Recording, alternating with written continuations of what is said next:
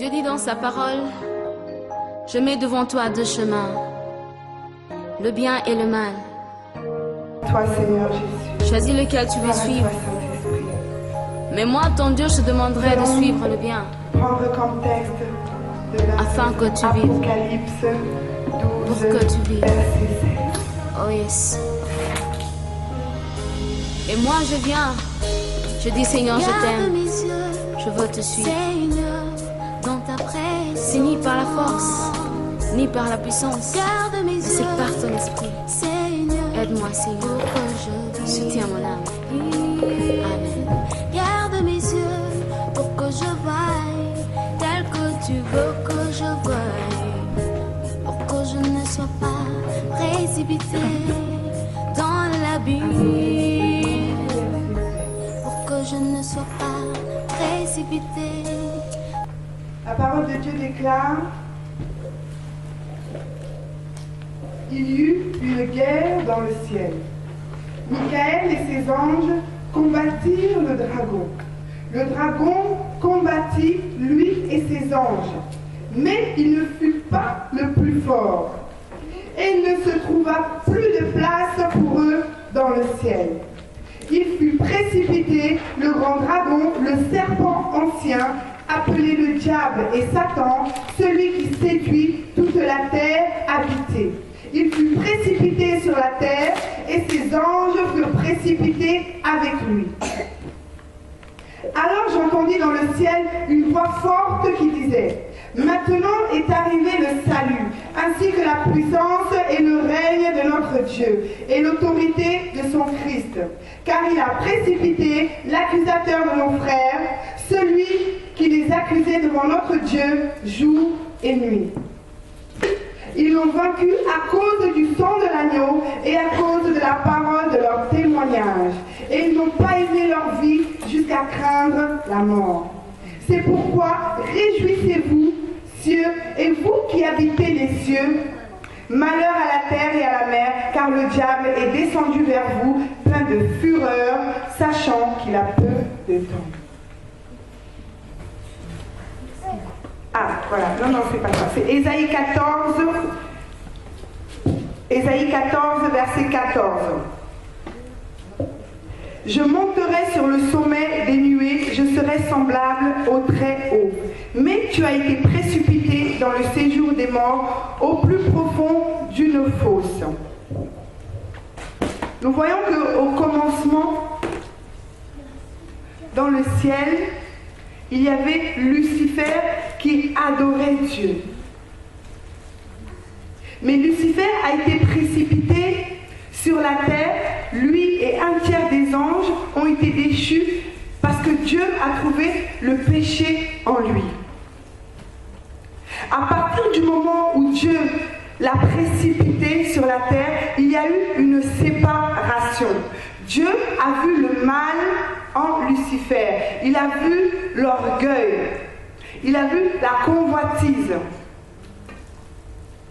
Et c'est à partir de ce moment-là que le mal est entré dans le monde et dans la sphère céleste. Nous voyons ici deux positions. Le diable avec un tiers des anges déchus et Dieu avec le reste de son armée. Ça, c'est la position céleste, c'est la position invisible. Maintenant, nous voyons que de la même façon qu'il y a une armée invisible, il y a aussi une armée visible. Et nous sommes sur la terre. L'armée de Lucifer a été précipitée sur la terre. Et nous, rachetés de Dieu, nous sommes l'armée visible de Dieu. Nous, Église, nous sommes l'armée qui représente Jésus-Christ, qui représente Dieu sur la terre. Donc deux positions. Une armée invisible, Satan, avec les anges déchus, et l'armée de l'Éternel avec les anges. Et de la même façon que nous sommes l'armée visible de l'Éternel sur la terre, Satan aussi a son armée visible, qui est les marabouts, les sorciers, les satanistes, tous ceux que Dieu utilise pour distraire le monde, tous ceux que Dieu utilise pour amener le monde, le corps du Christ, à la séduction. Tous ces chanteurs que nous voyons, la mode, toutes ces choses sont là pour nous attirer, pour nous maintenir dans un esclavage, dans une captivité. Nous voyons le peuple d'Israël. Tant qu'ils étaient en Égypte, nous l'avons vu la semaine dernière, ils faisaient partie de l'armée du diable. De la même façon que nous, tant que nous étions sous le joug du diable, tant que nous ne sommes pas passés par la rédemption, par la crucifixion, et par cette vie nouvelle avec Jésus-Christ, nous faisions aussi partie du camp de l'ennemi. Mais Jésus-Christ, en allant à la croix, au travers de son sacrifice, il a pris notre condamnation. Il a pris nos iniquités, il a pris nos péchés. La Bible dit que le châtiment qui nous était destiné est tombé sur lui. Il nous a rachetés au prix de son sang. Et c'est au travers de ce rachat que nous pouvons dire que nous, Église, nous rachetés de l'Éternel, nous faisons partie de son armée visible. Est-ce que vous êtes là, peuple de Dieu? Amen. Amen. Donc dans le visible, nous sommes cette armée. La parole de Dieu dit que le Seigneur nous a enrôlés dans son armée. Qui dit armée dit guerre. Qui dit guerre dit bataille. Qui dit bataille dit soldat. Et c'est cette profondeur que je voulais partager avec vous. Je voulais vous parler du soldat. Lorsque nous voyons la superposition, la semaine dernière, nous avons parlé de Moïse. Moïse dans le désert, Moïse dans l'épreuve. Il a fallu qu'il quitte l'Égypte, qu'il rentre dans le désert pour ensuite pouvoir entrer en possession du pays, de la terre que le Seigneur leur avait promise, Canaan. Et nous, c'est pareil. Nous voyons que nous étions dans le péché, rachetés par le sang de Jésus-Christ, enrôlés dans une armée pour devenir des soldats. Pour devenir, la semaine dernière, nous avons parlé de témoins. Le Seigneur, il a dit quoi? Montez et attendez, une puissance d'en haut va descendre. La puissance du Saint-Esprit va venir et va vous remplir. Et ensuite seulement, vous irez à Jérusalem, vous irez en Samarie et vous irez Jérusalem, Samarie et Juda. Et Judée, pardon. Il y a un territoire. Dieu a dit à Josué, lève-toi, tu vas prendre ton peuple, tu vas l'emmener et vous allez conquérir Canaan. Moïse venait juste de mourir. Nous voyons maintenant la superposition. Jésus-Christ venait de mourir, mais avant de monter dans la gloire, qu'est-ce qu'il a dit aux disciples? Vous allez recevoir la puissance qui vient d'en haut. Vous allez être remplis de mon esprit, vous serez mes témoins, et alors vous irez conquérir la Judée, vous irez conquérir la Samarie, vous irez conquérir Jérusalem. On voit ici les questions de territoire, il est question d'espace. Le Seigneur a donné un ordre et un commandement que nous devons suivre en tant que soldats. Maintenant, nous allons voir qu'est-ce que c'est qu'un soldat. Parce que c'est mon thème ce matin. Nous sommes passés de la vie à la mort. Nous sommes passés par la rédemption, l'œuvre de la croix. Nous partons du principe que nous sommes des témoins de Jésus-Christ, que nous devons apporter la bonne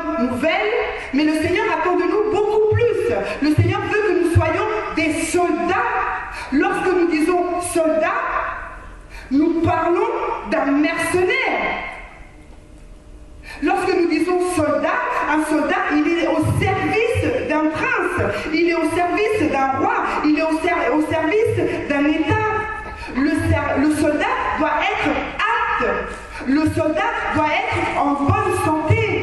Le soldat a des obligations, il a des devoirs, il ne fait pas ce qu'il veut, quand il veut. Si on lui dit mets-toi là, il se met là. Si on lui dit recule, il recule. Si on lui dit avance, il avance. Il obéit scrupuleusement à ce que le chef lui avait ordonné. Et nous, notre chef, c'est Jésus-Christ. Nous sommes enrôlés dans l'armée de l'Éternel et nous avons pour chef Jésus-Christ. Et en tant que soldat, aux ordres de Jésus-Christ, il nous a demandé de faire certaines choses, mais pas de les faire n'importe comment, de les faire avec de l'ordre, de les faire avec de la discipline, de les faire avec de la sagesse, avec de la réflexion. Un soldat, il est là pour accomplir son service militaire. Lorsque nous sommes venus à Jésus-Christ, nous n'avons rien payé. Le prix de son rachat ne nous a pas coûté. Des fois, nous avons cette maladresse de dire « j'ai donné ma vie à Jésus-Christ ». Mais tu n'as pas fait le choix. C'est lui qui t'a attiré à son admirable lumière. Parce qu'il avait déjà soupiré. La Bible dit qu'il te connaissait déjà. Tu étais déjà dans le sein du Père. Tu étais déjà prédestiné à être le soldat de son armée. Donc, c'est la grâce de Dieu qui t'a établi aujourd'hui soldat de Jésus-Christ. C'est la faveur de Dieu qui t'a enrôlé dans son armée. Nous voyons les musulmans, les djihadistes, ils ne connaissent pas Jésus-Christ, ils ne connaissent pas la vérité. Et pourtant, ils sont dans les champs de bataille, ils portent des bombes sur eux, ils sont prêts à exploser au milieu de la ville pour servir leur cause. Même si ce n'est pas la bonne référence, ça doit nous alerter sur la façon dont nous devons nous positionner, prêts à aller jusqu'à la mort, rester au front. Nous allons aller dans Josué 1.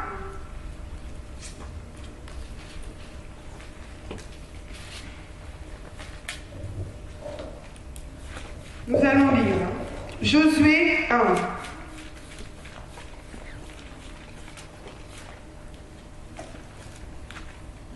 Josué 1 dit: après la mort de Moïse, serviteur de l'Éternel, l'Éternel dit à Josué: fils de Nun, assistant de Moïse, Moïse mon serviteur est mort, maintenant lève-toi, traverse le Jourdain que voici, toi et tout le peuple, et tout ce peuple, en direction du pays que je te donne aux Israélites, aux Israélites.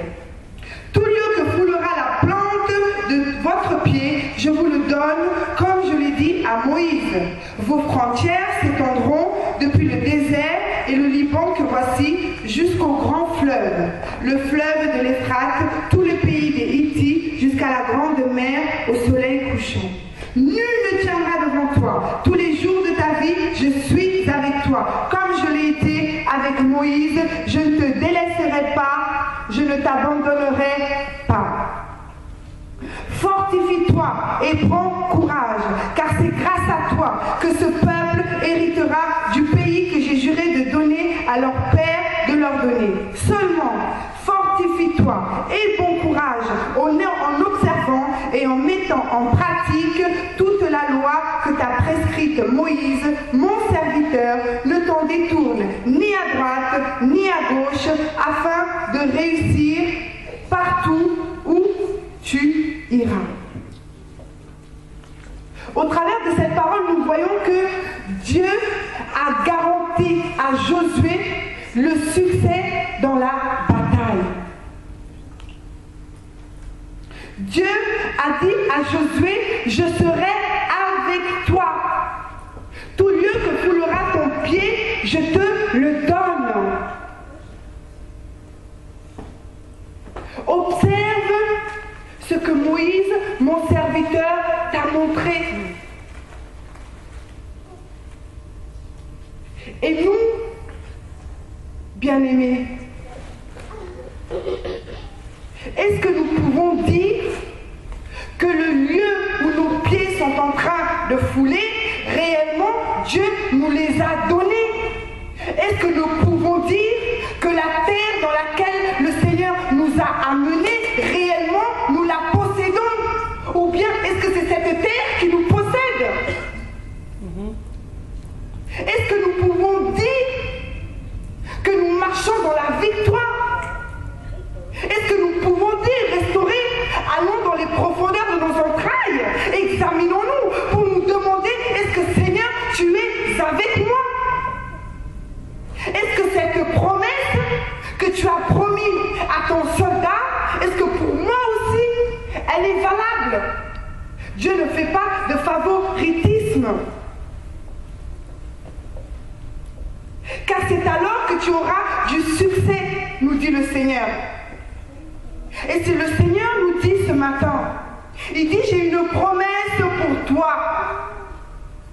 Je t'enrôle dans mon armée parce que je veux que tu accomplisses quelque chose.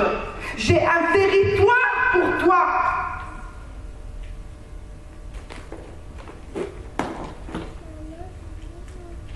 J'ai un pays pour toi. J'ai ma force pour toi, mon esprit pour toi, ma puissance, l'esprit de résurrection, l'esprit de vie. Est-ce que nous sommes entrés dans ce que Dieu nous demande en tant que soldats?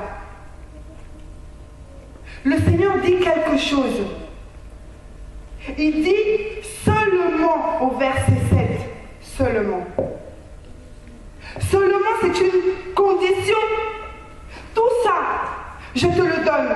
Je serai avec toi. Mais il y a une condition. Seulement. Nous voyons ici que seulement est au singulier. Mais comment est-ce que Dieu demande une condition et que dans cette condition, il y a plusieurs conditions? Bien-aimé, c'est comme la stature parfaite de Christ. Il y a une stature parfaite de Christ. Mais pour atteindre cette stature parfaite de Christ, il y a plusieurs conditions. Il y a plusieurs disciplines que nous devons appliquer pour tendre vers.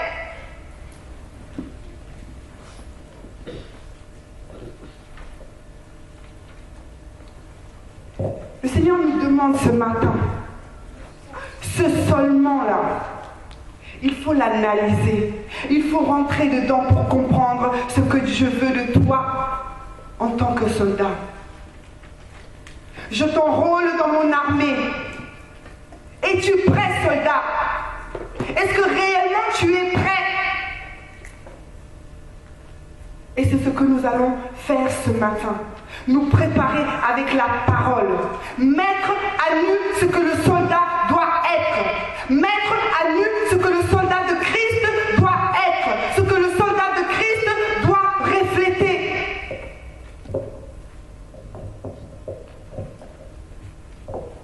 Comme nous l'avons dit tout à l'heure, nous étions pécheurs. Le Seigneur a fait de nous un enfant. Il nous a travaillé, il a arrosé, il a fait croître. Et maintenant nous sommes devenus des fils, mais ça ne suffit pas. On ne peut pas continuer à réfléchir comme un fils ou comme un enfant. Ou pour certains encore comme des pécheurs, parce que certains de nos comportements, ce sont les pécheurs, ce sont les païens qui marchent encore dedans. Nous devons nous positionner, nous devons nous revêtir de la pensée du soldat, de la capacité à analyser du soldat. Au verset 7, si je décortique ce qu'il y a à partir du mot seulement, La première chose, nous voyons, est bon courage. L'Éternel dit à Josué, aie bon courage. Un soldat, il doit être courageux. Le soldat, il doit être capable d'aller au front. Quand Dieu dit soldat, lève-toi et va au front pour combattre. Le soldat ne va pas se cacher derrière un autre. Quand nous avons un problème, on ne peut pas passer notre vie à appeler le docteur Sam ou le pasteur Bob pour qu'il prie pour nous. Il y a un problème. Tu te lèves, tu vas au front, tu prends autorité et tu chasses ce qui doit être chassé. Amen. Nous devons grandir et bouleverser notre raisonnement, notre façon d'orchestrer les choses.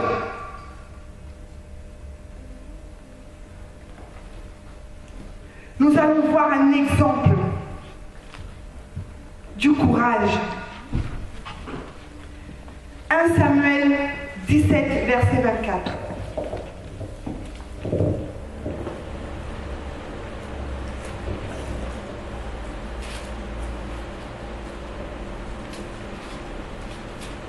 Samuel 17, verset 24.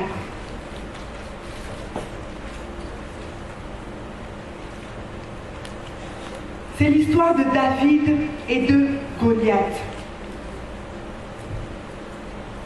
Cela faisait déjà 40 jours qu'ils étaient au front devant un Goliath qui les insultait, qui insultait leur Dieu.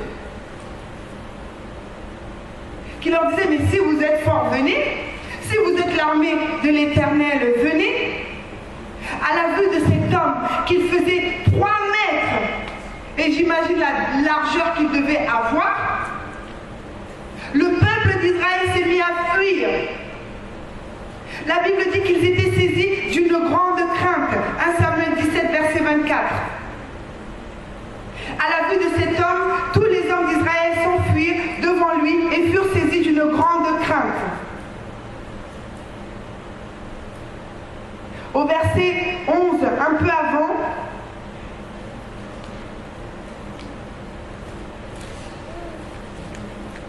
il dit, Saül et tout Israël entendirent ces paroles du Philistin et ils furent terrifiés et saisis d'une grande crainte.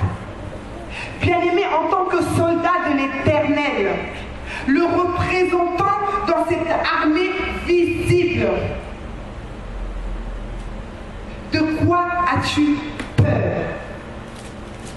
Pourquoi est-ce que les circonstances et les situations qui viennent se présenter à toi te terrifient? Pourquoi est-ce que tu te décourages? Ton Dieu a dit qu'il était avec toi tous les jours. 365 jours par an, il est avec toi.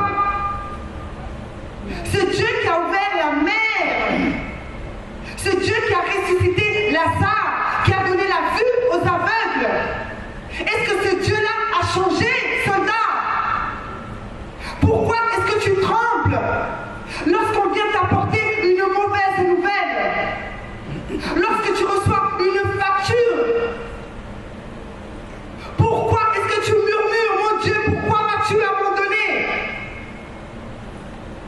Peu importe la profondeur et la largeur du problème. Goliath faisait plus de 3 mètres. Mais il y a eu un homme qui s'est levé.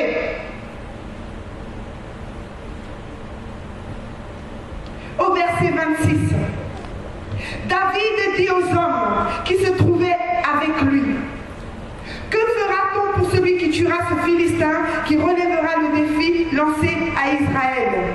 Qui est donc ce Philistin, cet incirconcis, pour lancer un défi aux troupes du Dieu vivant? David n'a pas compris. C'est de ça dont vous avez peur. Vous avez peur de 3 mètres de profondeur et de largeur de problème, alors que ton Dieu est vivant. Amen. Alors que ton Dieu est assis sur ton trône.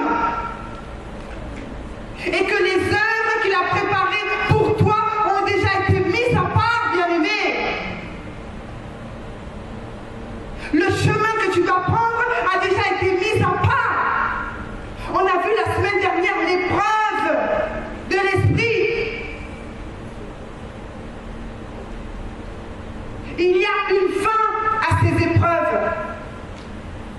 Il y a une fin à ces tourments. Mais au travers de certaines situations, le Seigneur le permet parce qu'il veut voir ton attitude. Il veut voir comment tu te positionnes en tant que soldat. Il veut voir ta confiance, comment tu te reposes sur lui. Ou alors comment est-ce que tu viens à l'église simplement pour entendre sans jamais mettre en pratique, sans jamais connaître ton Dieu, sans jamais dire Seigneur, je te mets à l'épreuve.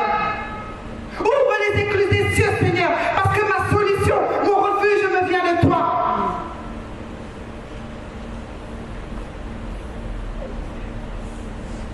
David a dit au verset 32, il a dit à Saül que personne ne te décourage à cause de ce Philistin.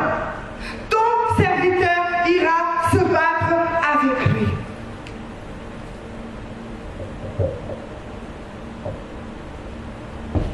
C'est la guerre, bien-aimés.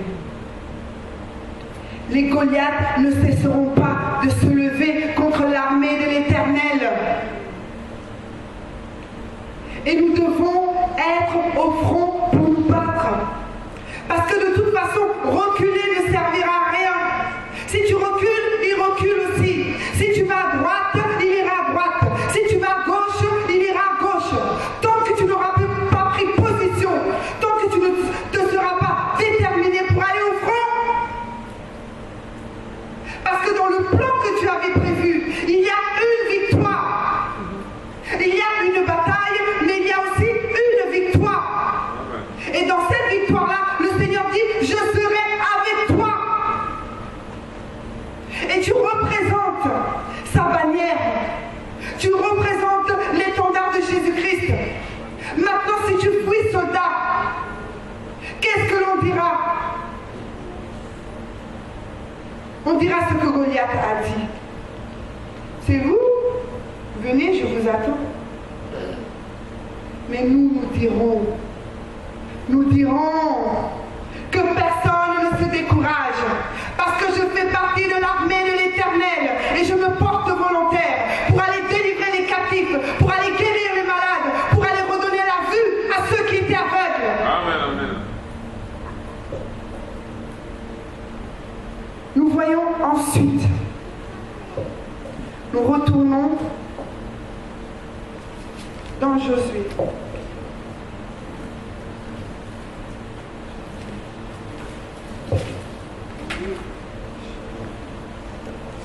La deuxième chose que le Seigneur dit, en observant et en mettant en pratique toute la loi que t'a prescrite Moïse, mon serviteur. La parole de Dieu est immuable, intemporelle. Ce que Josué devait appliquer et mettre en pratique de ce que le Seigneur lui avait demandé n'a pas changé par rapport à aujourd'hui, à l'exception du fait que nous avons Jésus-Christ qui est venu accomplir cette loi dans toute sa perfection. La parole de Dieu n'a pas changé. La Bible dit observe. Observe, qu'est-ce que ça veut dire? Ça veut dire, soldat, que lorsque tu es au front, tu dois observer. Tu dois analyser l'obstacle qui est devant toi. Le Seigneur veut que tu aies de la sagesse pour discerner d'où vient l'ennemi, qui est l'ennemi, qu'est-ce qu'il veut atteindre, qu'est-ce qu'il veut toucher, pour pouvoir te positionner en conséquence, pour pouvoir prendre ton armure en conséquence.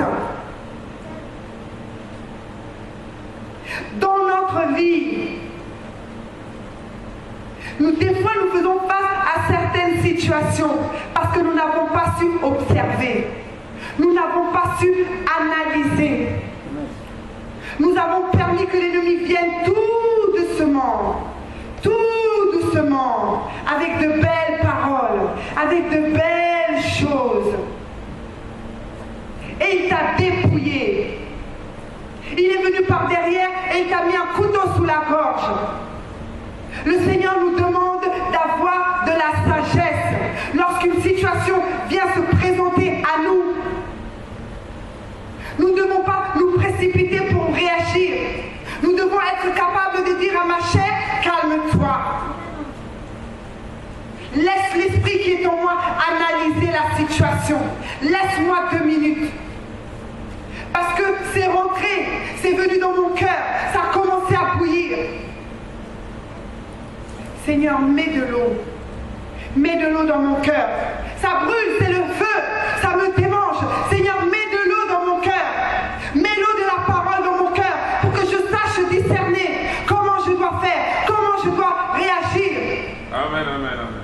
Le diable vient au travers de certaines situations. Il met la tristesse, il met le doute, il met la peur, il nous terrifie. On est bouleversé, on est amer. Parce que tu ne l'as pas senti venir. Tu as pensé seulement que c'était le frère, c'était la sœur. Elle m'a dit ça, elle m'a fait ça. Mais derrière ça, il y avait une stratégie qui avait déjà été mise en place par les profondeurs des ténèbres pour te déstabiliser, pour voler ta paix, pour voler ta joie. Bien-aimé, la joie du Seigneur est ta force et tu dois préserver cette joie. C'est un trésor pour nous les chrétiens. Amen. On doit la chérir, cette joie. Si tu sens que ça monte, Seigneur, mets en moi ton amour. Mets en moi la capacité de supporter ces paroles. Seigneur, que je puisse analyser. Est-ce que derrière ces paroles, il n'y a pas un fond de ta vérité, Seigneur? Parce que tout n'est pas faux.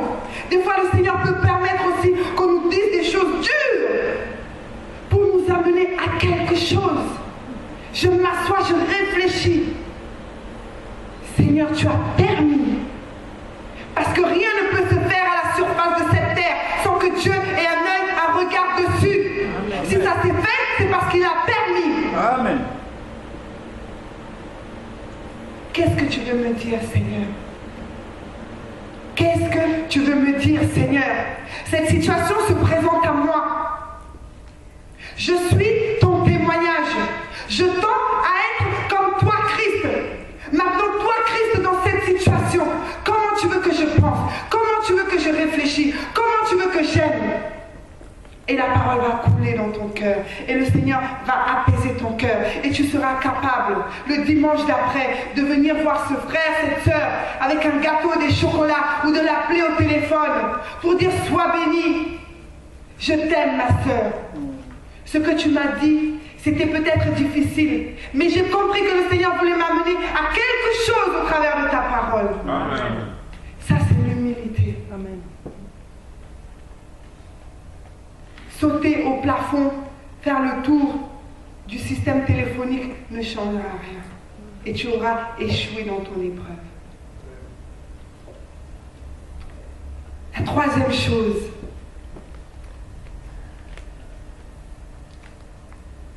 mets en pratique. C'est très rapide, mettre en pratique. Cela veut dire tout de la parole doit être mis en pratique, sans exception. Nous sommes les champions de mettre qu'une partie de la vérité dans le panier. Mets en pratique ce que tu as appris de ton maître soldat. Jésus-Christ t'a donné, au travers de sa vie sur cette terre, un modèle, un exemple à suivre. Josué était l'assistant de Moïse. Ils ont eu des batailles avant Jéricho. Ils ont eu des batailles avant d'entrer à Canaan. Et le Seigneur lui dit, mets en pratique tout ce que tu auras appris de mon serviteur. Tout ce que tu auras appris, pratique-le.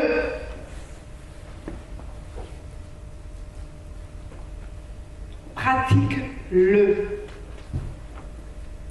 Pas des demi-mesures. La Bible dit,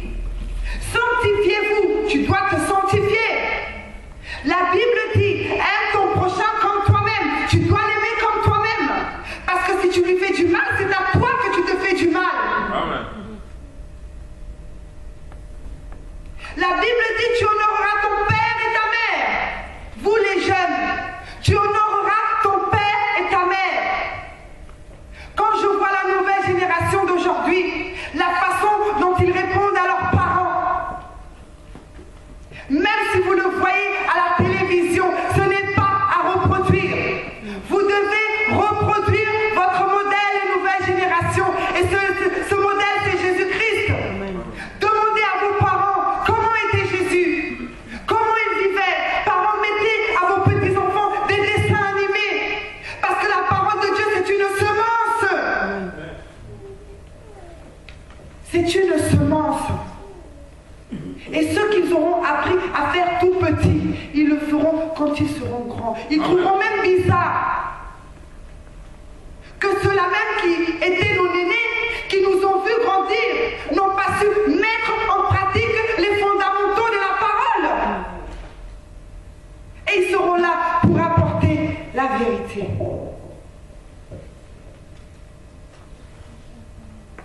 La dernière chose, le Seigneur dit, ne t'en détourne ni à droite ni à gauche afin de réussir partout où tu iras. Bien aimé, nous sommes souvent là. Nous partageons entre frères et sœurs. Pourquoi est-ce que ce que nous entreprenons n'arrive pas à l'accomplissement?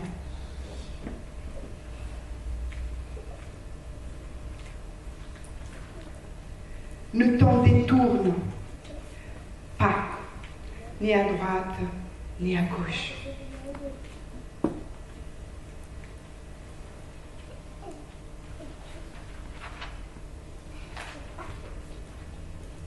Si Dieu est avec toi, qu'est-ce que tu as besoin d'aller chercher à droite et à gauche?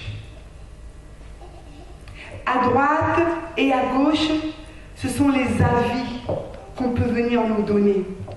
Tu as une sœur, un frère que tu aimes bien. Tu penses qu'il te veut du bien. Tu es là, bien-aimé. Dans ton ménage, ça ne va pas. Il y a des problèmes, il y a des difficultés. Tu appelles cette sœur, tu dis, oh ma sœur, c'est difficile à la maison. Vraiment, mon mari me persécute, c'est difficile en ce moment. La sœur va te dire, avec tout l'amour qu'elle a pour toi, mais comment? Tu ne l'as pas encore quitté? Tu es encore là? Hein? Tu es encore là? Tu n'as pas vu ce qu'il t'avait fait? Je vais te rappeler ce qu'il t'avait fait. Tu te souviens d'eux? Tu te souviens d'eux? Tu te souviens d'eux? Quitte-la. Tu peux même venir chez moi, je suis prête à te prendre. Est-ce que ça, c'est une bonne parole? Nous devons faire attention à toutes ces pollutions extérieures qui viennent polluer notre intérieur. Amen. Nous prenons l'exemple d'Internet, instrument du monde que nous utilisons. Ce n'est pas mauvais, mais il faut le faire avec discernement. Nous avons des témoignages. Il y a des frères qui s'éloignent de la vérité parce qu'ils pensent que ceux qu'ils ont entendus de certains de ces prédicateurs sont la vérité. Ils entendent de la parole, ils disent, oh Seigneur, tu m'as parlé. Ça, c'est la fainéantise du chrétien. Je ne prends pas le temps d'aller vérifier dans la parole de l'exactitude. Je ne prends pas le temps de prier pour savoir, Seigneur, est-ce que ce qu'il dit là, c'est ta parole? Parce que c'est quelque chose qui, j'ai l'impression, va bouleverser ma vie. Je pense à la dîme. Combien d'orateurs sont venus et ont apporté des messages qui étaient erronés, qui n'étaient pas complets. Certains enfants de Dieu, chrétiens, censés être remplis de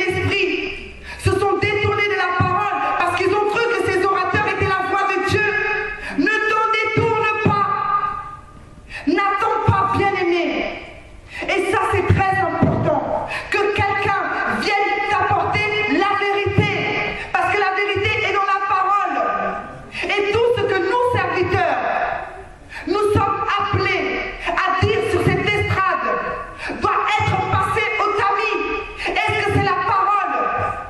Nous sommes des brebis, mais ne devons pas être des moutons. Il y a des églises qui sont remplies, des centaines, des 200, des 500 membres. Mais quand tu leur parles de la parole, ils ne comprennent rien. Quand tu leur demandes leur vie, leur intimité dans la prière, ils te disent qu'ils vont déjà à l'église. Le mardi, ils sont à l'intercession. Le jeudi, ils sont à la parole. Le vendredi, ils sont à la répétition. Le dimanche, ils sont là. Mais ils suivent l'homme. Mais Dieu nous demande de suivre la parole, de ne pas nous détourner. Amen. La véritable parole, celle qui vient de l'évangile. Il y a des séducteurs qui viendront. Il y a des hérésies qui se disent sur Internet. Tu te dis, mais comment on peut accepter ça, de savoir si Jésus est noir ou blanc? C'est de la distraction. Ça nous éloigne de la vérité. La vérité, c'est Jésus-Christ. Et la vérité que Dieu veut que nous répandions,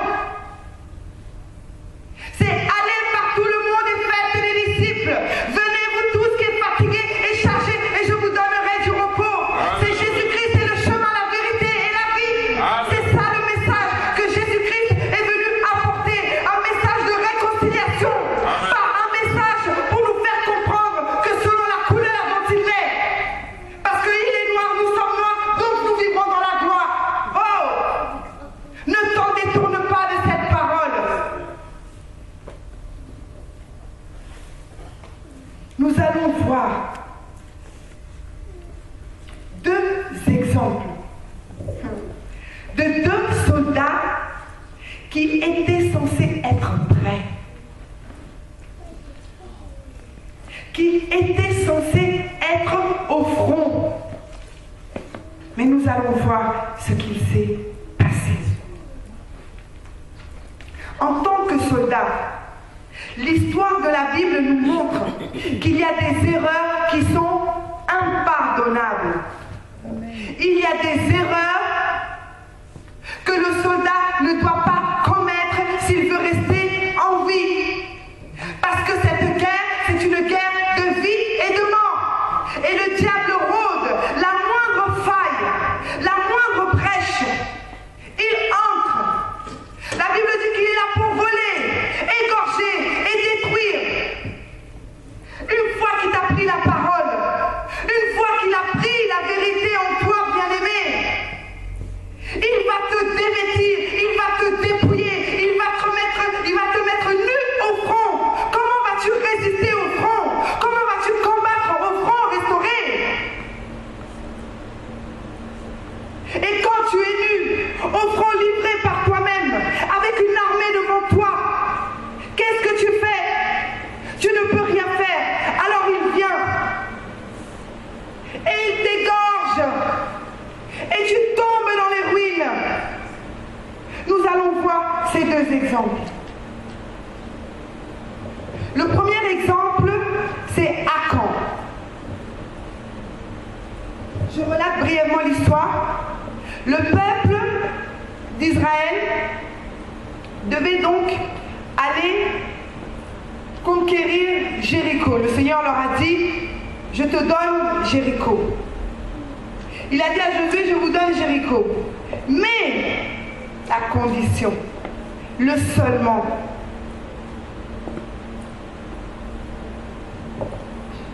Josué 6.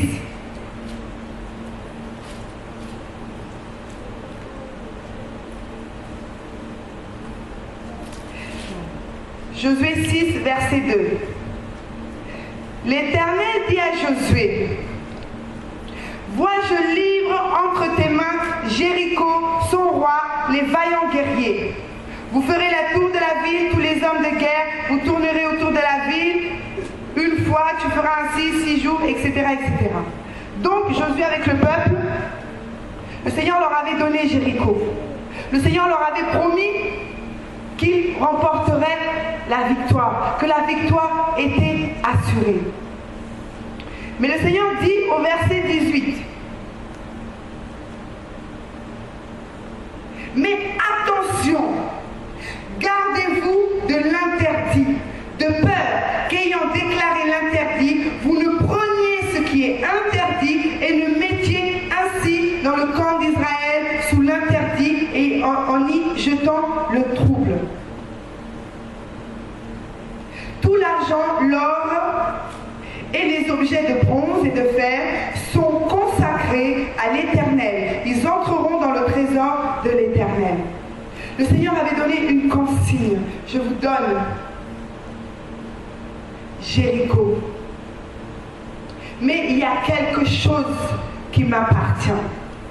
L'or, l'argent, toutes ces choses, vous allez les prendre et les mettre dans la maison de l'Éternel. Les femmes, les enfants, les hommes, vous allez les exterminer. Et nous voyons à la suite de l'histoire qu'un soldat qui était de la même famille lignée que Josué, il a failli. Il avait une brèche. L'Éternel a dit à Josué au verset 7, au chapitre 7, verset 11, il a dit, Israël a péché. Ainsi, ils ont enfreint l'alliance que je leur avais prescrite. Oui, ils ont pris une part de l'interdit, ils ont même volé, même dissimulé, et même mis dans leur bagage. Les Israélites ne pourront pas tenir devant les ennemis, ils tourneront le dos devant leurs ennemis, car ils sont eux-mêmes devenus interdits. Je ne continuerai pas à être avec vous si vous ne détruisez pas l'interdit du milieu de vous. Akan a amené une faille dans l'armée d'Israël. Akan n'était pas un soldat fini. Akan avait encore dans son intérieur, dans son âme, la convoitise, l'amour de l'argent. Bien-aimé, tu peux être soldat, tu peux faire partie de l'armée de l'Éternel, mais sache que si tu as une faille, tu nous mets tous ensemble en danger. Amen. Nous sommes des membres dans un corps. Lorsque tu ne marches pas dans la vérité de la parole, tu nous mets en danger. Lorsque tu ne marches pas dans l'amour, tu nous mets en danger. Dans l'intégrité, tu nous mets en danger. Akan avait l'amour de l'argent, la convoitise. Combien il y a de convoitise dans ce monde? Nous devons résister. Il y a des choses qui pour nous sont interdites. Il y a des choses que nous, soldats de l'Éternel, nous ne pouvons pas toucher.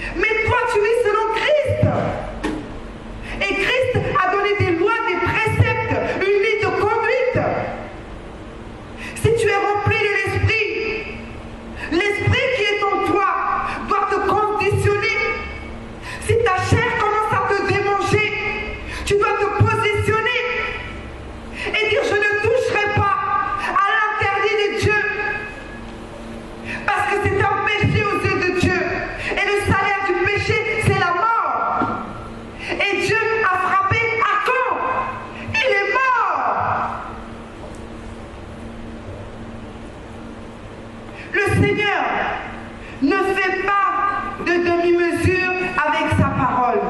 De la même façon qu'il a dit, ou tu es froid, ou tu es chaud. Tu ne peux pas être entre les deux. Tu ne peux pas aller dans ta famille, te comporter comme eux, ils se comportent, et dire que tu es enfant de Dieu.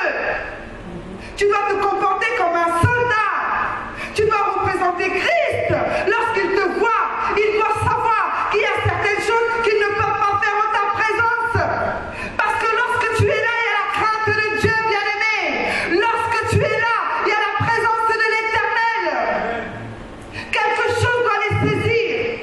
Quelque chose doit les amener à te respecter.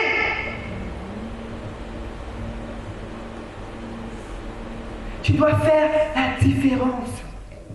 L'amour de l'argent. L'argent reste dans ce monde, mais toi, ton âme. Où ira ton âme? Si tu cours après les choses de ce monde, bien-aimé, où ira ton âme? Tu perdras ton âme. Tu perdras ce salut. Même si nous savons que oui, nous avons été destinés, que tu dois honorer, parce que c'est au prix du sang de Jésus-Christ. Le Dieu, parole faite chair, est venu et il a pris ta place. C'est toi qui devais être à la croix. Mais il y a été parce qu'il savait qu'aujourd'hui, il t'appellerait à être ce témoignage, à être ce soldat. Soldat, est-ce que tu es prêt à prendre ta place dans l'armée de l'Éternel? Toute la place, pas seulement de loin ou de côté, à la bonne place, la bonne mesure. Le deuxième exemple qui se rapproche, je suis tombée sur cette similitude, j'ai dit mais l'amour de l'argent est un danger et un poison. Amen. La Bible dit qu'il est plus facile à un chameau de passer par une porte et d'entrer dans le royaume de Dieu qu'à un riche. Dieu savait pourquoi il a dit ça. Parce que celui qui est riche se satisfait de lui-même.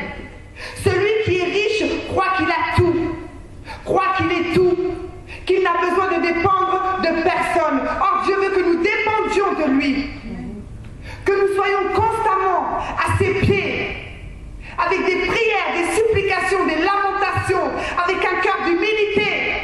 Celui qui est riche, combien ont ce cœur d'humilité? Combien cherchent Dieu? Non, parce qu'ils ont déjà l'argent. Je ne dis pas qu'ils sont tous pareils. Il y a des hommes riches qui servent Dieu. Dieu n'est pas contre la bénédiction. Dieu n'est pas contre que nous soyons riches. Mais il veut que premièrement nous cherchions son royaume et sa justice. Amen. Et tout le reste nous sera donné par-dessus. Le deuxième exemple, nous allons aller dans Acte 5. Ananias et Saphira. Aïe, aïe, aïe.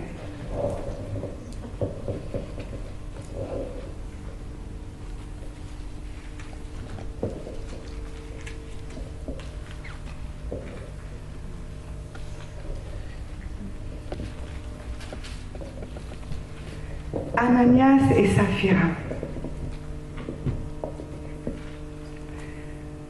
Au premier verset, il est dit: mais un homme du nom d'Ananias, avec Saphira sa femme, vendit une propriété et retint avec le consentement de sa femme une partie du prix. Puis il emporta l'autre partie et la déposa aux pieds des apôtres. Pierre lui dit: Ananias, pourquoi Satan a-t-il rempli ton cœur au point de mentir à l'Esprit Saint et de retenir une partie du prix du champ? Lorsque tu l'avais, ne demeurait-il pas à toi? Et après la vente, le prix ne t'était-il pas à ta disposition? Comment as-tu mis en ton cœur une pareille action? Ce n'est pas à des hommes que tu as menti, mais à Dieu.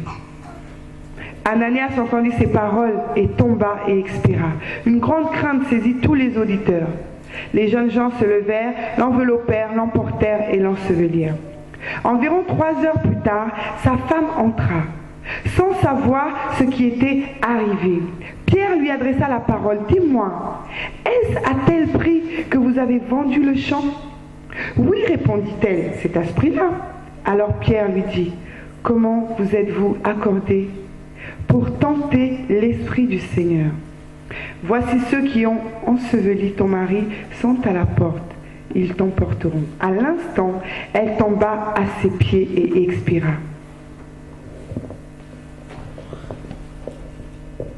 C'est le même exemple, le même modèle.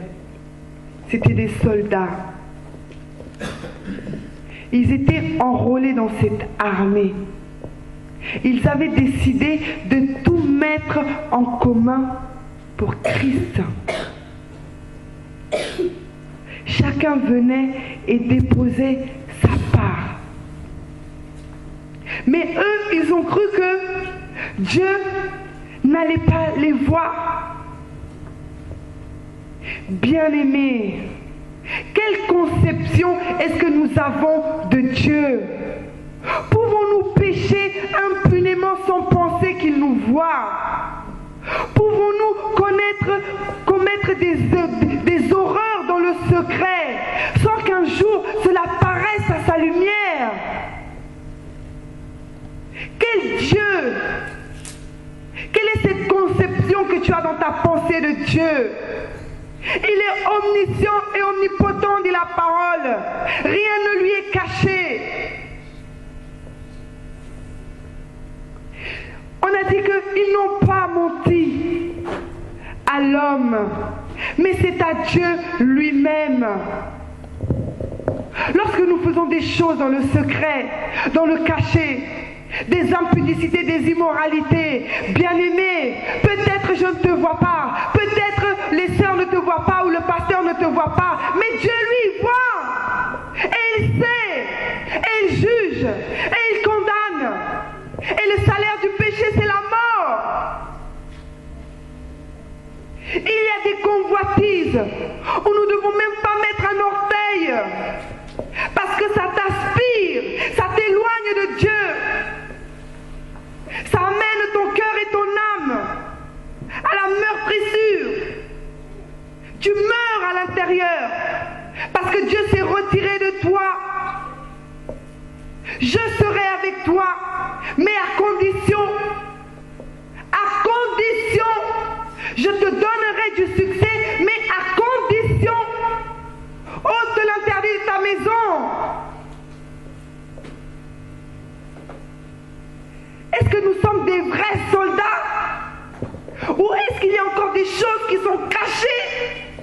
Moi, je crois que si le Seigneur nous permet de comprendre sa parole aujourd'hui, c'est qu'il y a encore des choses que nous devons extraire. Parce que le Seigneur, il a confiance en nous. Il veut que nous soyons ces soldats prêts, ces soldats vaillants, ces soldats acquéris. Mais tu dois entendre la voix de l'Éternel aujourd'hui qui dit, ôte l'interdit de ta maison. Sanctifie-toi parce que je te vois. Tu n'es pas caché devant moi. Et c'est par amour que Dieu nous parle.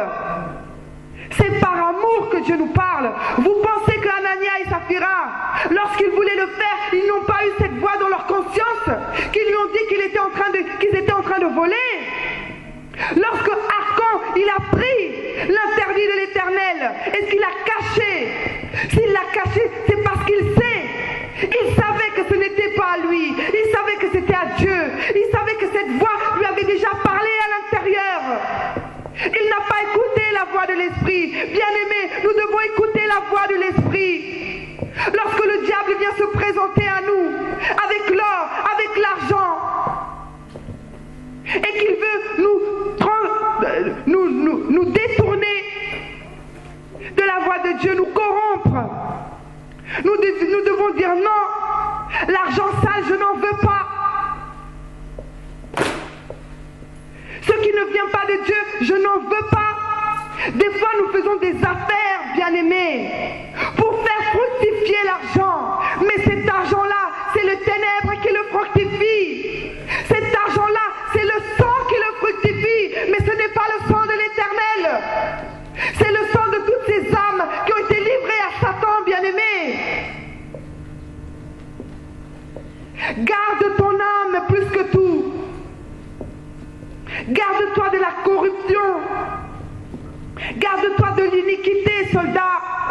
Veille sur ton armure.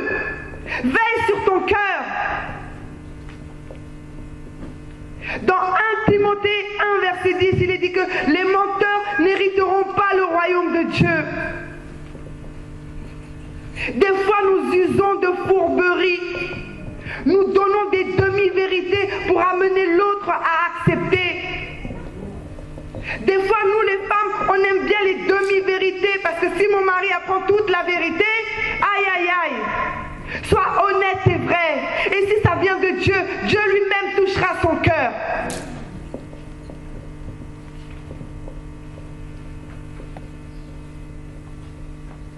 Dans tout ce que nous entendons, nous pouvons dire, mais Seigneur, c'est dur. Dans un seulement là, il y a tous ces seulement là, c'est dur. Comment est-ce que nous pouvons faire pour résister? Nous vivons dans ce monde, nous savons que oui, nous ne sommes pas du monde. C'est une parole qui sonne très bien. Mais comment résister à ce monde? Tout nous entraîne, tout nous amène à... On ne peut pas rester cloîtrés seulement dans une salle, nous avec nous les chrétiens avec nous, sans se mélanger aux autres, sans se mélanger au monde extérieur. Parce que nous devons aller conquérir Jérusalem, nous devons aller conquérir Samarie. Il y a Canaan qui nous attend. Maintenant, comment nous soldats, est-ce que nous devons nous préparer? Comment nous soldats, est-ce que nous devons nous préparer? Aller au front.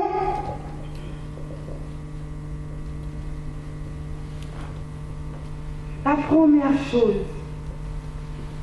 c'est l'Esprit de Dieu. Ce n'est pas nous. Nous pouvons essayer, bien-aimés. J'ai essayé, j'ai échoué. J'ai essayé d'avoir une ligne de conduite selon les pas que Dieu m'avait ordonnés, mais j'ai échoué.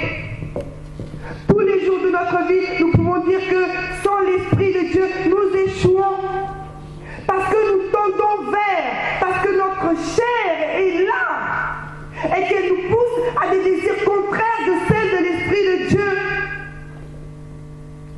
Mais la Bible dit que nous n'avons pas à lutter contre la chair et le sang, mais contre les principautés, les dominations.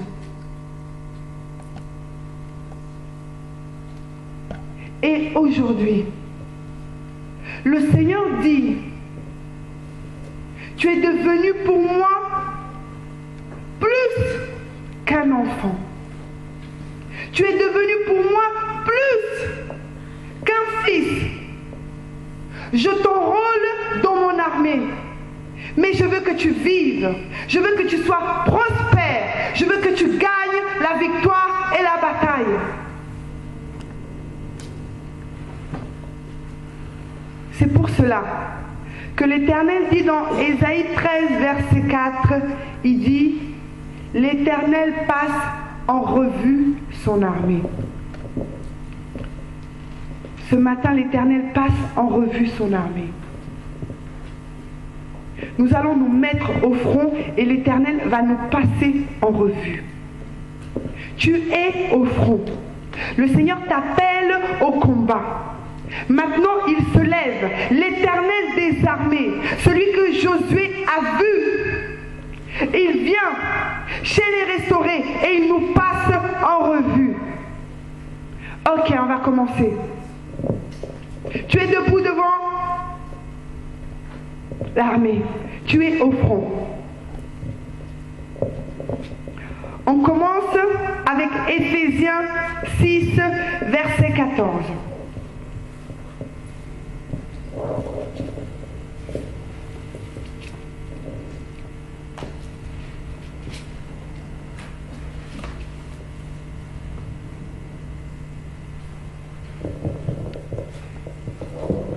La parole de Dieu dit, on peut quand même commencer au verset 13, Éphésiens 6, verset 13 pour comprendre. C'est pourquoi prenez toutes les armes de Dieu afin de pouvoir résister dans le mauvais jour et de tenir ferme après avoir tout surmonté. Tenez donc ferme, ayez à vos reins la vérité pour ceinture. Revêtez la cuirasse de la justice. Mettez pour chaussures à vos pieds les bonnes dispositions que donne l'évangile de paix. Prenez en toutes circonstances le bouclier de la foi, avec lequel vous pourrez éteindre tous les traits enflammés du malin. Prenez aussi le casque du salut et l'épée de l'esprit qui est la parole de Dieu. Maintenant tu es debout, enrôlé dans cette armée. L'Éternel vient et il passe. Il te regarde de la tête aux pieds. Tu es regardé, hein, de la tête aux pieds. Ok. La première chose qu'il voit, ta tête. Est-ce que tu as le casque du salut? Tu es au front, prêt à aller au combat?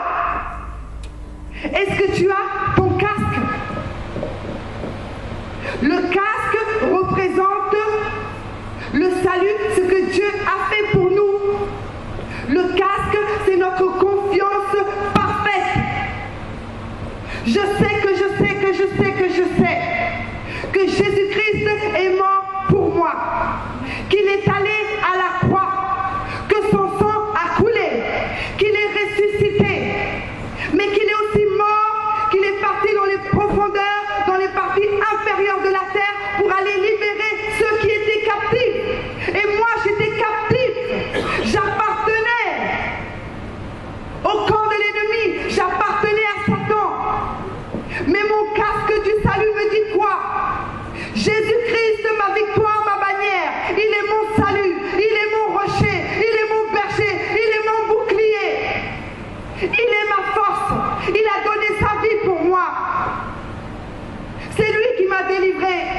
Quand j'étais fatigué, c'est lui qui m'a relevé. Quand j'étais malade, c'est lui qui m'a guéri. Quand j'étais pauvre et que je n'avais même pas du pain pour mes enfants, c'est lui qui a envoyé son prophète, son messager, son ange, venir me donner la provision.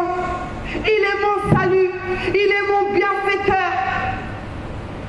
Et j'ai plein de confiance dans mon cœur à cause de ce qu'il a accompli pour moi. Et si je vis aujourd'hui, je vis pour lui, je vis en lui et je vis par lui. Ça, c'est le casque du salut, bien-aimé, que tout soldat du Christ doit avoir. Et ce casque-là, lorsque le camp ennemi adverse te voit, lorsque les païens dans le monde et dans ta famille te voient, ils doivent reconnaître au travers de toi que ça, c'est Christ. Nous prenons l'exemple de Acte 26, l'histoire de Paul. Rapidement, je vais le survoler. Paul, il était emprisonné. Il avait les mains attachées. On l'a présenté devant le roi Agrippa et devant Festus. Paul, qu'est-ce qu'il a fait? Il a témoigné de son salut. Bien-aimés, lorsque nous sommes quelque part, nous devons témoigner de notre salut et dire que ce que Dieu a fait pour moi, la misère d'où il m'a sorti, la pauvreté d'où il m'a sorti, il peut aussi le faire pour toi. Et le témoignage peut amener la vie à quelqu'un. Le témoignage peut permettre à cette personne de rentrer en lui-même et de dire: Seigneur, tu es capable de faire peut-être quelque chose pour moi. Nous devons témoigner. Le casque du salut nous permet de témoigner. Paul, lorsqu'il était devant le roi, il n'a pas eu honte. Il n'a pas dit peut-être que ma vie est entre leurs mains. Il a témoigné. Mais il a témoigné avec douceur. Il a témoigné avec amour. Il a témoigné avec tendresse. Il a témoigné avec passion. Jusqu'à ce que ça ait touché le roi. Et le roi a dit quelque chose. Il dit, mais tu pourrais même être capable de me convertir.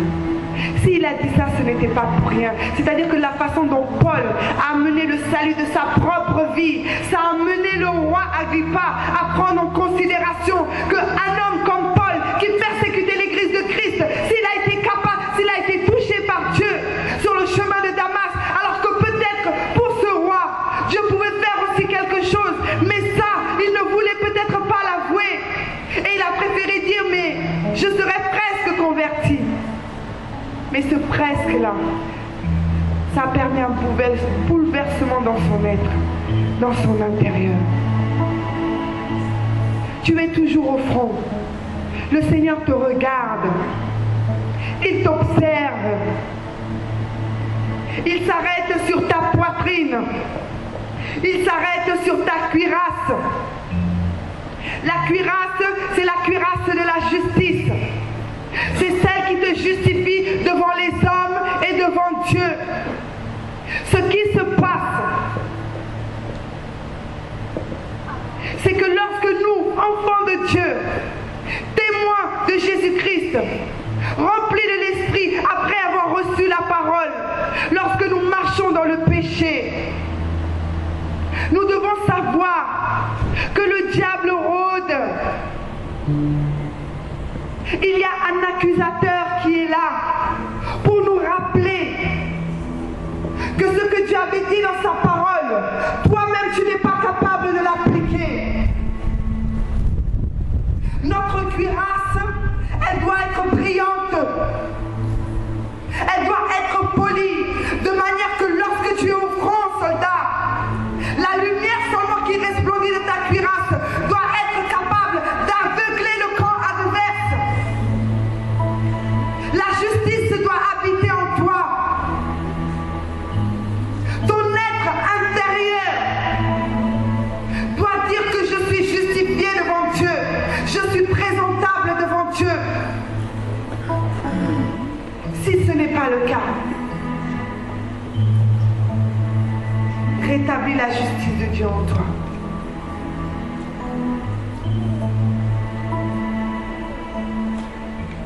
Rétablis la justice de Dieu en toi.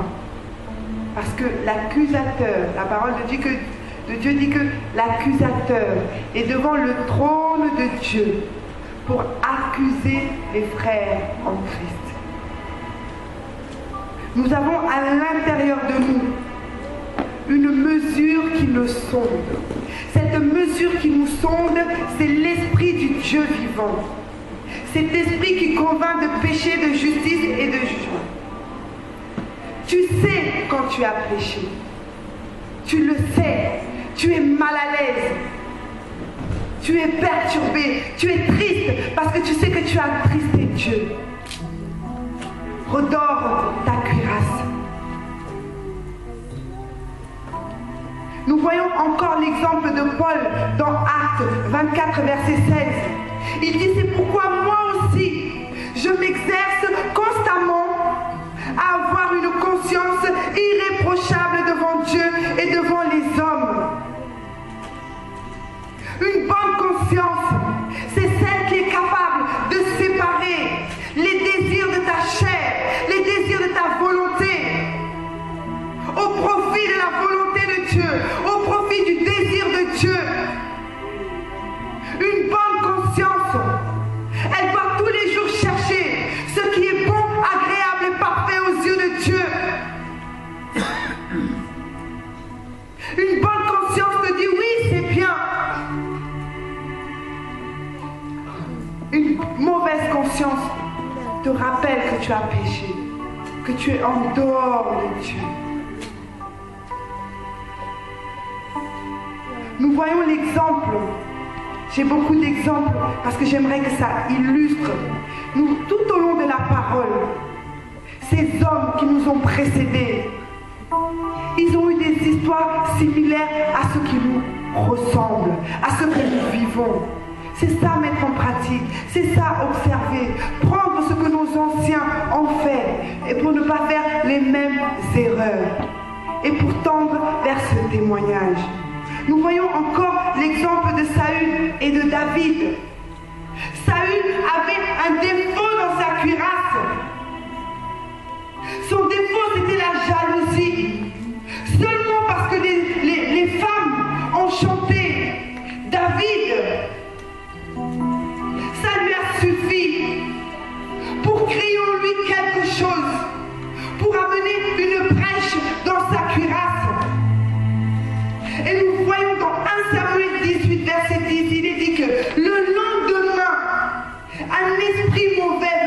Dieu s'empara de Saül. Bien-aimé, le diable rôde. Et si nous ne veillons pas à notre place, à notre cuirasse, il ne va pas tarder. La parole de Dieu dit le lendemain. Ce n'était pas une semaine après ou un mois après. Le lendemain, il rôde. Il a des jumelles microscopiques.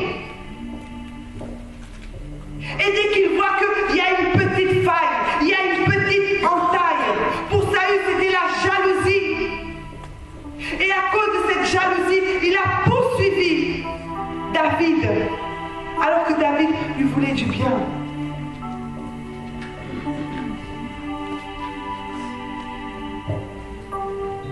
Nous devons faire briller notre cuirasse. Tu es toujours devant cette armée au front. Le Seigneur a vu ton casque. Il a vu ta cuirasse. Maintenant, il dit, est-ce que ton pantalon tient? Peut-être je ne t'ai pas donné la bonne taille. Peut-être que la taille que je t'ai donnée, c'est la taille que tu auras dans le futur. Mais est-ce que ton pantalon tient? Le Seigneur veut voir à tes reins la ceinture de la vérité.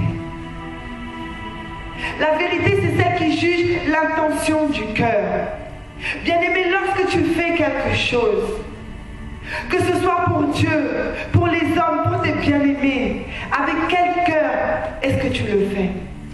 Est-ce que tu le fais dans le but de recevoir quelque chose de Dieu? Comme des fois je le partage, il y a des gens, des âmes qui viennent au Seigneur parce qu'ils attendent quelque chose, parce qu'on leur a dit que le Seigneur va te donner une voiture, parce qu'on leur a dit que le Seigneur va te donner une maison, parce qu'on leur a dit que le Seigneur va te bénir. Ce sont des fausses motivations. Tu dois venir au Seigneur parce que si tu ne viens pas à lui, tu meurs, parce qu'il est la vie. Tu dois venir au Seigneur parce que tu sens qu'il y a une attraction en toi qui te pousse comme le fils prodige à retourner dans la maison de son père. Parce que tu as décidé que tu ne voulais plus manger la nourriture des porcs. À tes reins, tu dois avoir la vérité. Le Seigneur veut que tu aies la vérité à tes reins. La vérité, c'est la révélation de la parole. Celle qui juge tout ce qui est en dehors d'elle.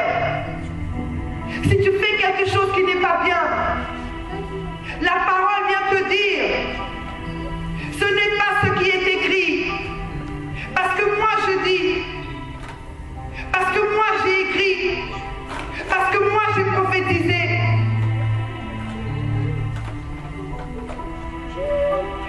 La vérité nous amène à considérer notre état, nous amène à considérer le péché, nous amène à considérer la place que nous donnons à Dieu, le respect, la révérence que nous donnons à Dieu, la proportion, le degré de Dieu dans notre vie. La vérité, c'est la parole faite chair. Et la parole faite chair, c'est Christ. Si nous aspirons à voir la stature de la vérité à nos reins, nous devons aspirer à Christ dans toute sa totalité, dans toute sa plénitude, dans tout ce qu'il est, dans tout ce qu'il a fait, dans tout ce qu'il veut accomplir. Parce qu'il est venu pour accomplir quelque chose. Il est venu pour nous réconcilier avec le Père. Et nous aussi en tant que soldats, cette vérité-là, nous ne devons pas la garder pour nous-mêmes, pour nous enorgueillir, pour dire que nous sommes différents, mais nous devons aussi la dispenser et aller dans les nations et faire des disciples et parler la vérité. Le Seigneur veut nous voir avec cette ceinture. Nous prenons l'exemple, nous revenons encore à David. David était un homme selon le cœur de Dieu. Mais quelque chose lui manquait. David a remporté des victoires. David était au front, mais l'ennemi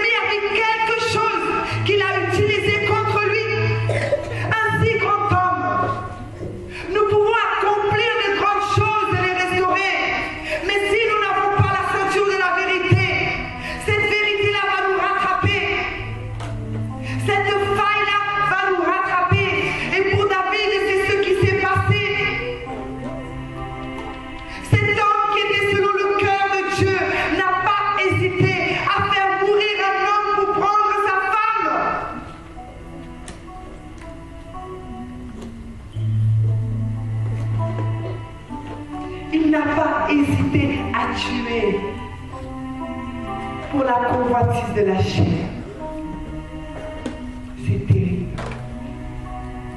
Nous sommes là, au front, enrôlés dans cette armée. Mais est-ce que nous sommes prêts à dire à notre chair, mon mari n'est pas là, mais je ne céderai pas. Ma femme n'est pas là, mais je ne céderai pas à la tentation de ma chair. Est-ce que nous sommes prêts? Le jour où le Seigneur nous élèvera, tous ces hommes et ces femmes qui viendront et qui penseront que nous sommes des dieux, alors que nous sommes que des dispensateurs de la parole, alors que nous sommes que des serviteurs, des vases inutiles. Lorsqu'on viendra et qu'on dira au pasteur, pasteur, pasteur, serviteur, serviteur, assis-toi là. Est-ce que nous sommes prêts à dire non, non ma soeur, non mon frère, parce que j'ai à mes reins la ceinture de la vérité. Et cette ceinture me dit sanctifie-toi, et cette ceinture me dit purifie-toi, sans laquelle tu ne me verras pas, dit l'Éternel. David a failli. Job, au chapitre 38, verset 3, a dit quelque chose qui m'a interpellée. L'Éternel a dit, Job, sens maintenant tes reins comme un vaillant homme, et je t'interrogerai, et tu me feras voir quelle est ta science. C'était une façon pour Dieu de dire, toi homme, tu n'es rien sans moi. J'ai créé le ciel, j'ai créé la terre, et tout ce que tu as, c'est ce que j'ai bien voulu te donner. Alors marche dans cette vérité, parce que la vérité vient de moi, et la vérité, c'est moi qui la connais, parce que je suis la vérité. Amen. Maintenant, toi, tu veux discuter avec moi, parce qu'on t'a élevé, parce que tu connais 2 ou 3 petites choses, parce qu'on a dit de toi que oui, toi, tu vas servir Dieu. Oh, toi, tu as quelque chose. Oh, je t'ai vu en esprit, toi, tu es en haut. Bien-aimé, la vérité de Dieu, c'est celle-là que nous devons aspirer. Et nous ne devons pas nous enorgueillir de ce que Dieu tend à faire de nous. Parce que nous ne sommes que poussière. Et nous devons demeurer, aspirer encore à cette vérité. Si le Seigneur t'a révélé des choses, c'est bien. Continue, persévère. Si le Seigneur t'a donné des rêves, des visions, des prophéties, c'est bien, persévère. Tu n'as pas besoin que les hommes t'élèvent. Au temps de Dieu, lui-même t'élèvera. Autant que Dieu a choisi, il fera luire sur toi la vérité que tu auras à tes reins. Ça, c'est la vérité. Nous voyons aussi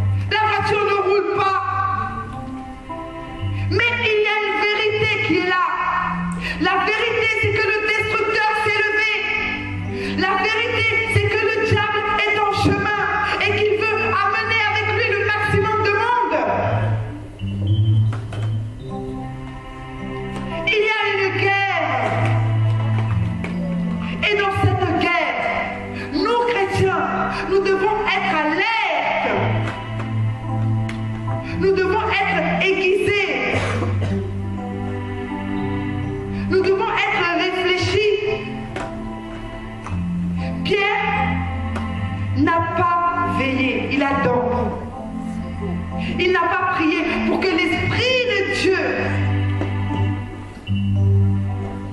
vienne l'encadrer, pour que l'Esprit de Dieu vienne lui révéler ce qui allait se passer. Mais Jésus, lui, avait veillé. Il savait que Judas était sur la route. Il savait que Judas allait venir et d'un simple baiser allait le livrer. Jésus était préparé. Il avait déjà en lui le comportement adéquat face à cette situation. Mais nous voyons Pierre. Lorsque les soldats sont venus, comment est-ce qu'il a voulu défendre cette vérité? Il a pris son épée, il a coupé l'oreille du soldat. Nous ne devons pas réagir de la chair à la chair. Nous devons réagir conformément à ce que l'Esprit de Dieu met en nous. C'est pour cela que nous devons être alertes, que nous devons prier pour que cette vérité nous soit révélée. Nous devons prier, veiller, supplier le Seigneur pour nous donner une longueur d'avance sur toutes les arts, les œuvres, sur toutes les manipulations, les stratégies que le diable va accomplir. Le diable doit avoir peur de nous, il doit nous craindre parce que nous sommes debout. Combien y a-t-il d'églises? Mais combien dorment? Combien ne veillent pas? Combien n'ont pas cette vérité? Le temps passe. Jésus-Christ était la vérité faite chair. Lorsqu'il a été tenté dans le désert, il n'a pas cédé au compromis. Lorsque le diable lui a dit, si tu te prosternes devant moi, je te donnerai tout ça, tout ce monde. Dans ce monde, il y avait l'orgueil, il y avait l'homme qui t'élève, il y avait les richesses, les convoitises, il y avait les fêtes. Si tu te prosternes devant moi, mais Jésus-Christ, il a répondu avec la parole.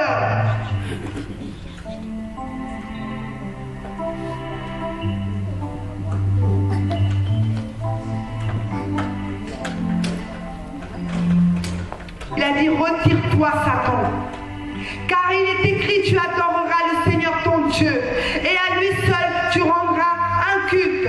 Jésus-Christ avait gagné par la vérité. La vérité était en lui. Non seulement il a gagné, mais il a chassé. Il a remporté la victoire.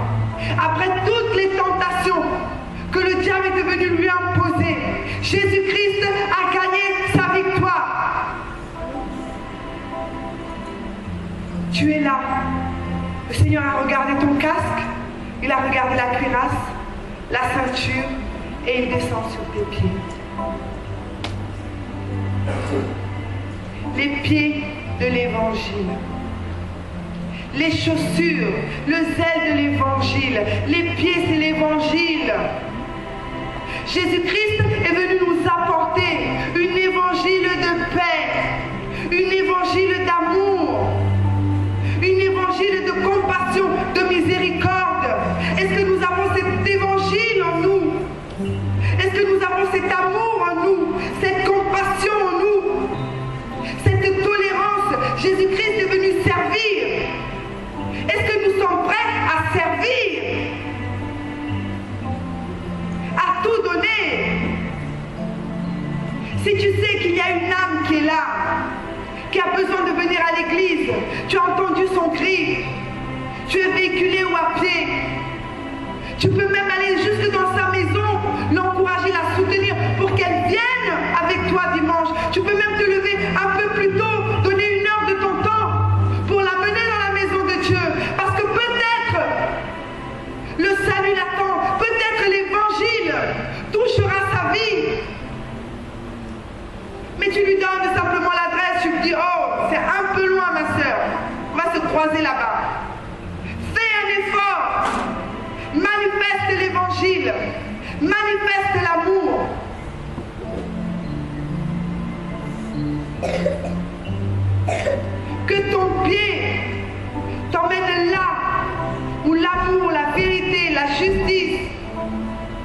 de Dieu veut surabonder.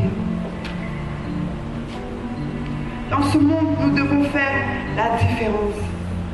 Nous avons dit que le diable était là pour détruire.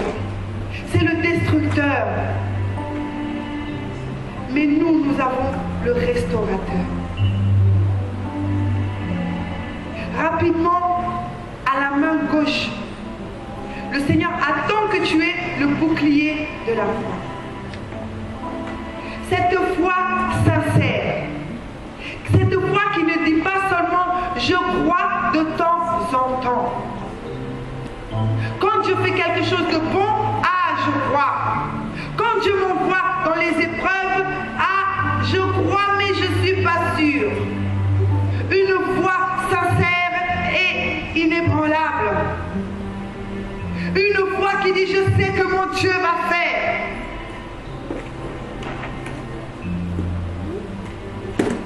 À la main droite, le Seigneur attend que tu aies l'épée de l'Esprit. C'est un peu ce que nous avons partagé dimanche dernier. L'épée, c'est la parole, bien-aimée. Mais la parole, elle doit être accompagnée de l'Esprit de Dieu. La parole, elle doit produire quelque chose. Et pour qu'elle produise, il faut qu'elle soit accompagnée par une force, par une puissance qui sera capable de dire à la montagne, ôte-toi et jette-toi dans la mer. L'épée que Dieu nous demande d'avoir, c'est l'épée qui va transpercer, qui va décapiter l'ennemi. C'est l'épée de l'autorité. Ce n'est pas seulement de dire je prends autorité au nom de Jésus. Cette autorité, tu dois l'avoir en toi. Elle doit être investie en toi. La puissance de Dieu, elle doit être en toi. Parce que tu coules dedans. Parce qu'à l'intérieur de toi, c'est l'Esprit de Dieu qui est là. C'est Jésus-Christ vivant qui est là. C'est cet esprit de résurrection qui est là. Et quand tu libères la parole, la résurrection vient avec la parole. Et celui qui est fatigué doit être capable de dire « Ma sœur, merci pour la parole ». Mais derrière cette parole, l'Esprit de Dieu a fait quelque chose. L'Esprit de Dieu a transformé une vie.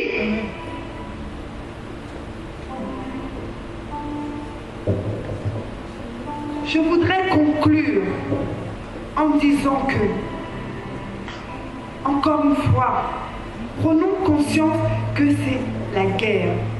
Une guerre acharnée. Mais nous devons réaliser quelque chose de vital si nous voulons tenir au front. Dans cette guerre, bien-aimés, nous, à la différence de ceux qui combattent dans le monde, nous avons déjà la victoire. C'est avec cette pensée que, en tant que soldat, tu dois venir et te présenter au front, revêtu de ton armure, alors que le Seigneur t'a passé en revue, alors que le Seigneur a trouvé que tu étais apte à aller au front, aller à la guerre, qu'il t'a validé. Dans ta pensée, ce qui va faire de toi un vaillant, un féroce, un mercenaire pour Christ, c'est que tu as déjà la victoire. Amen, amen. Celui qui a déjà la victoire, il est devant, il ne tremble pas. Parce que lorsqu'il lève les yeux dans les hauteurs, il voit Jésus-Christ assis sur son trône. Et Jésus-Christ, il dit, tu es assis avec moi. Tu ne fais que accomplir les œuvres que j'ai préparées d'avance. Alors entre avec force, avec courage. Dans l'armée invisible, la parole de Dieu dit dans Éphésiens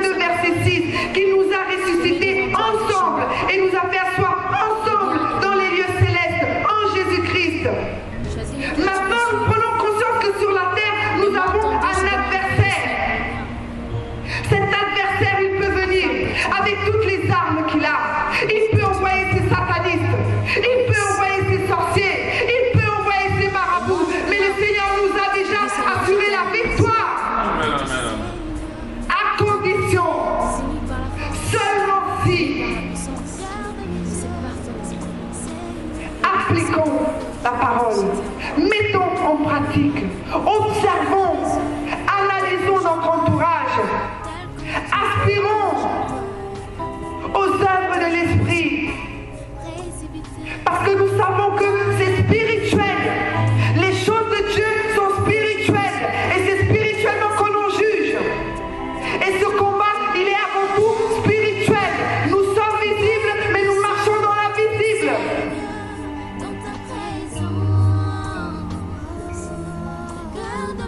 Tu es l'armée de l'Éternel. Restauré, tu es l'armée de l'Éternel. L'armée que Dieu a choisie. Tu dois arrêter d'être le soldat médiocre que tu as été jusqu'à présent. Tu dois arrêter d'être le soldat lâche que tu as été jusqu'à présent. Le Seigneur te veut au front, positionné en lui, rempli de son esprit, revêtu de son armure. Et alors, qu'est-ce qu'il dit? Si tu remplis ces conditions, si tu t'apprêtes, si tu te prépares, il dit: je serai avec toi. Jéricho, je te l'ai déjà donné. Je serai avec toi. Goliath, je te l'ai déjà donné. Je serai avec toi. Je suis avec toi. Le Seigneur dit: je suis avec toi. Mais j'attends de toi une chose, que tu sois ce soldat selon Christ.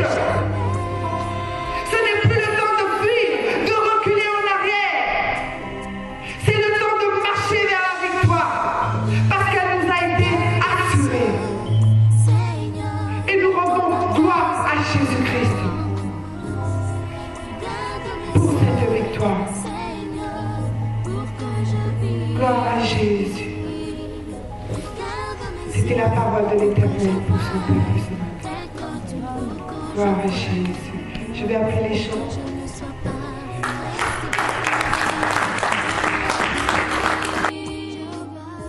Pour que je ne sois pas précipité dans un feu éternel.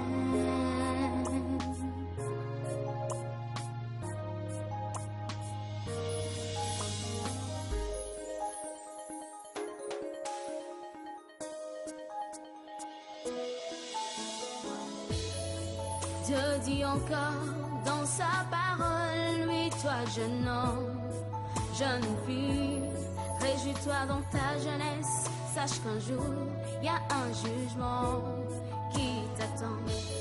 Or, sauf que la jeunesse me présente, c'est quoi, mon bien-aimé? C'est la passion, les plaisirs qui ne sont que jumeaux de la mort. Oh oui, sache, le Seigneur te jugera, jeune homme, jeune fille. Garde mes yeux, Seigneur, dans ta présence. Garde mes yeux, Seigneur, pour que je vive. Garde mes yeux pour que je voie tel que tu veux que je voie. Pour que je ne sois pas précipité dans l'abîme.